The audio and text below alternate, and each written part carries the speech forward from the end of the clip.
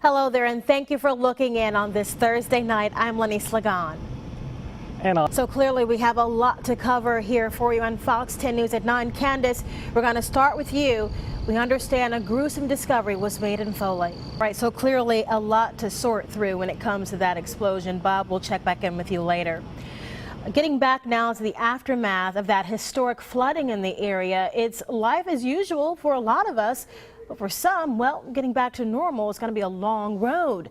We caught up with a Theodore woman who's just going through what's left of her belongings. Her home was hit hard by the flood. She said she had standing water in her yard during the first round of rain, and when that second round came through, well, it just got worse. This is how her yard looked Tuesday morning. You can see it was already a mess, and thankfully she decided to leave. A second round of rain essentially turned her property into a lake. We're talking several feet deep here.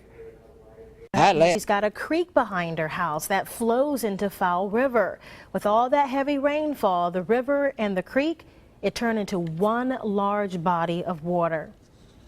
All right, two streets in Mobile, well, let's just say they became bowls of water.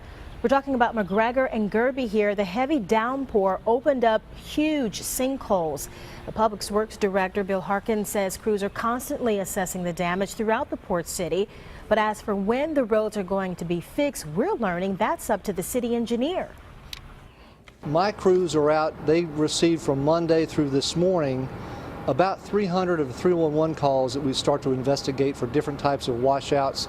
We've had a few houses that took some water. We're going to investigate those. Also some yards that got some water. We're trying to see what caused it. Harkin said he doesn't know at this point how much the repairs are going to cost. He doesn't have an exact timeline either.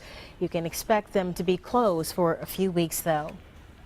Right now, you've still got a number of cleanup efforts underway in Orange Beach. Residents and business owners are working to recover from all this flooding we had this week.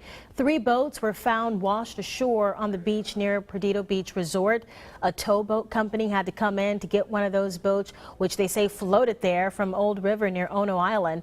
And of course, the people living on the island are just trying to clean up their houses. As of tonight, 2 of the beach boats were still on the beach. And, you know, these aren't the only areas that are suffering. Some of the hardest hit areas were in Pensacola, of course, Fish River and Baldwin County. We're taking a closer look at some of that damage later, Jason, but I want to check in with you now to talk about the weekend because people want to know, you know, what can we expect? Are we done with all this stuff? We may